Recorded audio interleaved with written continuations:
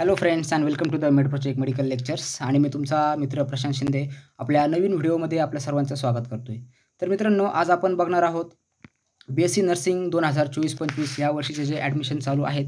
तर या ॲडमिशनबद्दल आज दिनांक आहे 14 नोव्हेंबर 2024 आणि एक खूप महत्त्वाची नोटीस आज आपल्या CET सेलने जाहीर केलेली आहे। तर मित्रांनो, आज आपण त्याच नोटीसबद्दल बघणार आहोत।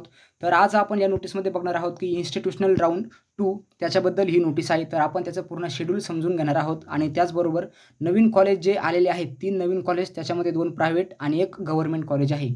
तर त्या तिन्ही कॉलेजबद्दल आपण जाणून घेऊ आणि कुठले विद्यार्थी ह्या इन्स्टिट्यूशनल राऊंड 2 साठी इलिजिबल असतील, तर आपण हे सर्व आजच्या या व्हिडिओमध्ये बघणार आहोत। तर ज्या मुलांचं अजूनपर्यंत ॲडमिशन झालेले नाही आहे, तर त्यांच्यासाठी हा व्हिडिओ खूप इम्पॉर्टंट असणार आहे मित्रांनो।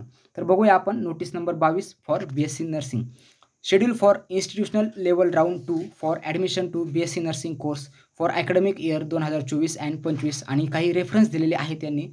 तर ते रेफरन्स म्हणजे ही जी नोटीस आहे तर ही कशाच्या रेफरन्सवर बनवलेली आहे, तर Indian nursing council notification date 1/2/2024, त्यानंतर 20/9/2024, त्यानंतर state CET cell notice number 17 25/9/2024, त्यानंतर इंडियन नर्सिंग काउन्सिल नोटिफिकेशन 28/10/2024 आणि MUHS नाशिक लेटर डेटेड 4/11/2024। तर ह्या 5 नोटीसचा रेफरन्स घेऊन ही नवीन नोटीस बनवलेली आहे।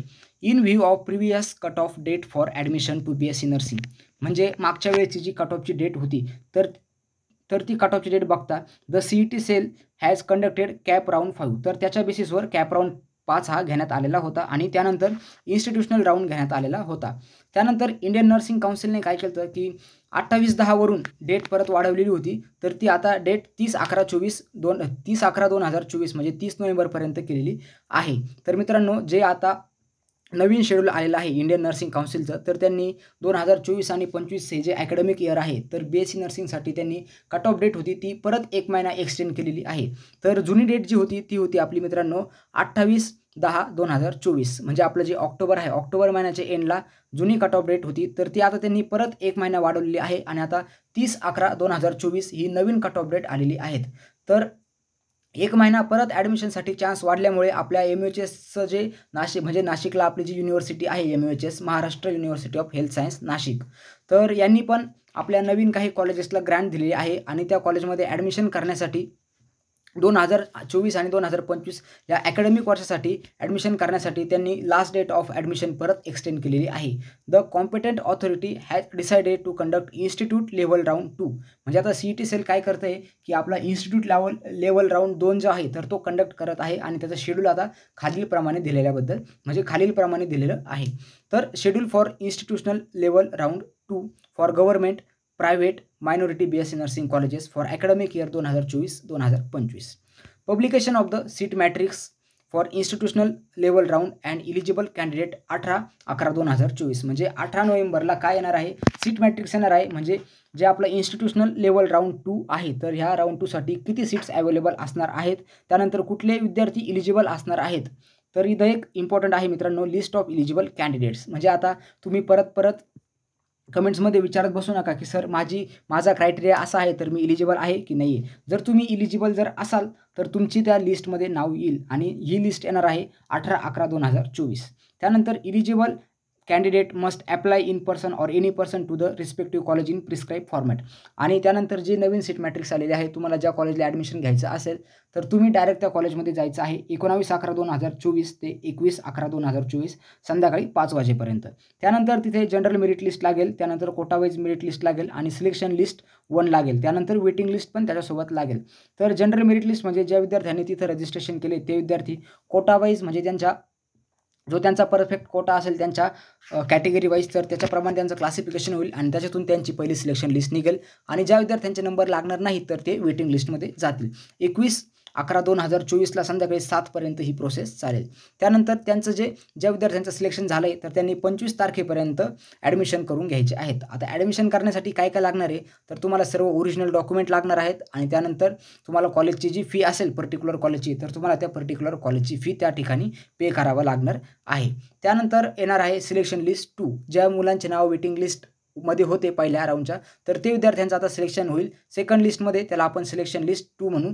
आणि सिलेक्शन लिस्ट 2 मध्ये पण ज्या विद्यार्थ्यांचे सिलेक्शन होतील तर त्यांनी 29/11/2024 पर्यंत त्यांचं ॲडमिशन पर्टिक्युलर कॉलेजमध्ये कंप्लीट करून घ्यायचे आणि डॉक्युमेंट्स आणि तुम्हाला फी त्या कॉलेजमध्ये देणं गरजेचं असणार आहे. त्यानंतर publication of the residual vacancy and list of the joint candidates on the notice board and college website, म्हणजे त्या कॉलेजच्या ऑफिशियल वेबसाईटवर किंवा त्या नोटीस बोर्डवर ज्या विद्यार्थ्यांचं जॉईन झालेलं आहे तर त्यांची पूर्ण माहिती तुम्हाला कॉलेजच्या ऑफिशियल वेबसाईटवर किंवा कॉलेजच्या डायरेक्ट नोटीस बोर्डवर बघायला मिळेल. त्यानंतर reporting of the eligible candidates with original documents and रिक्वेस्टिव्ह fees to college for residual vacancy, आणि ज्यांना रेसिड्युअल व्हॅकन्सीमधून ॲडमिशन घ्यायचं असेल तर त्या विद्यार्थ्यांनी डॉक्युमेंट घेऊन परत कॉलेजला डायरेक्ट कॉलेजमध्ये जायचं आहे, तिथली तुम्हाला फी भरायची आहे आणि त्या ठिकाणी तुमचं ॲडमिशन होऊन जाईल.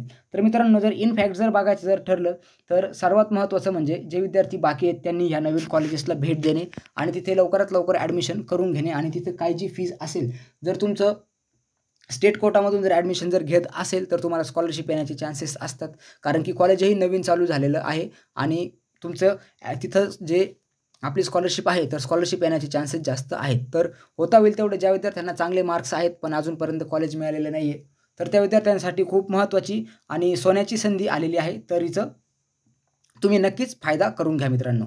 त्यानंतर filling of the residual vacancy form from eligible candidates from the list publish on the website or merit list 30/11/2024, आणि त्यानंतर जे लास्टचं आहे ॲडमिशन कट ऑफ डेट, जी आपली नवीन कट ऑफ डेट आहे तर ती म्हणजे आहे आपली 30 नोव्हेंबर 2024. तर अशा प्रकारे आपलं जे कॅप राऊंड 2 नाही, इन्स्टिट्यूशनल राऊंड 2, तर याचे ॲडमिशन ह्या प्रकारे चालतील. त्याच्यामध्ये आपल्याकडे 2 सिलेक्शन लिस्ट ह्यावेळेस त्यांनी ठेवलेल्या आहेत. मागच्या इन्स्टिट्यूशनल राऊंडमध्ये सिलेक्शन लिस्ट 3 होत्या, म्हणजे 3 वेळेस त्यांची जी सिलेक्शन होती तर ते विद्यार्थ्यांची होणार होती. यावेळेस फक्त 2च सिलेक्शन लिस्ट आहेत.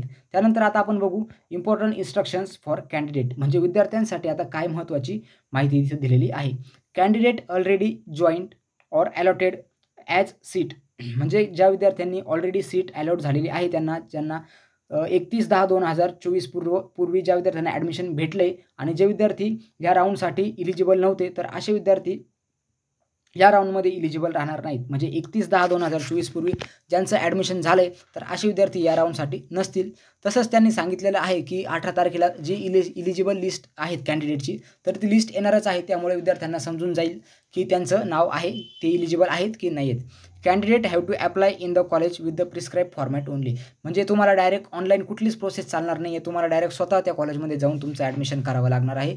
तुमचं सिलेक्शन होईल नाही होईल ही सर्व प्रोसेस ऑफलाईन असणार आहे, कुठलीही ॲडमिशन प्रोसेस ही ऑनलाईन नसणार आहे. त्यानंतर candidate must have all original documents, हे तर तुम्हाला सर्वांना माहितीच आहे की ओरिजिनल डॉक्युमेंट्स लागतात.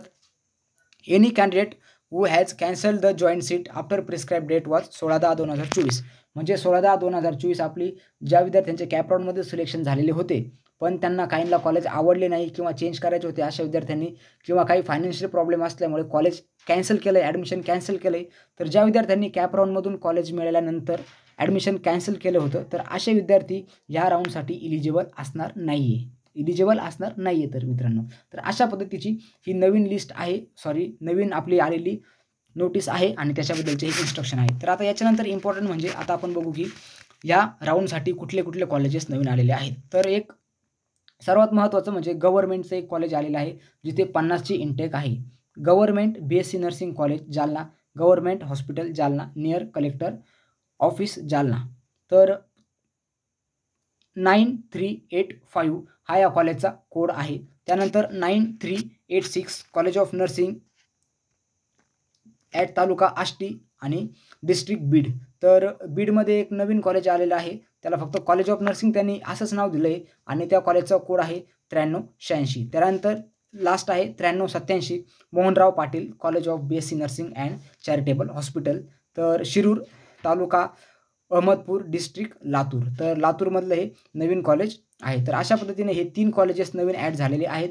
तर 50, 40 आणि 30, 5 आणि 4 9, 9 आणि 3 12, तर अशा पद्धतीने 120 सीट्स या नवीन राऊंडसाठी आलेले आहेत. तर 120 विद्यार्थ्यांचं इथं कन्फर्म ॲडमिशन होईल आणि ज्या विद्यार्थ्यांना चांगले मार्क्स असतील तर त्यांनी गव्हर्नमेंट कॉलेजला पहिले अप्रोच करा, म्हणजे तुमचा गव्हर्नमेंटमध्ये जर नंबर जर लागला तर तुमचं कमी फीजमध्ये ॲडमिशन होईल किंवा तुम्हाला एकदम मायनर फी लागेल. तर अशा पद्धतीची मित्रांनो ही नवीन नोटीस होती ॲडमिशनबद्दल. खूप लेट नोटीस आली. ॲडमिशन प्रोसेस ऑलरेडी खतम झालेलीच आहे आणि भरपूर विद्यार्थ्यांचे जवळपास 90% विद्यार्थ्यांचे कॉलेजही चालू झालेले आहेत आणि ते विद्यार्थी आता त्यांच्या एक्झामची प्रिपरेशन करत आहेत.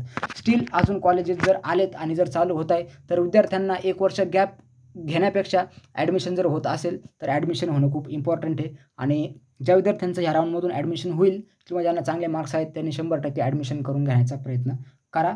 आजचा व्हिडिओ जर आवडला असेल मित्रांनो तर व्हिडिओला लाईक करा आणि कमेंट करा, कारण की आपण नवनवीन व्हिडिओ तुमच्यापर्यंत घेऊन येणार आहेत. धन्यवाद मित्रांनो आणि चॅनलला सपोर्ट करा.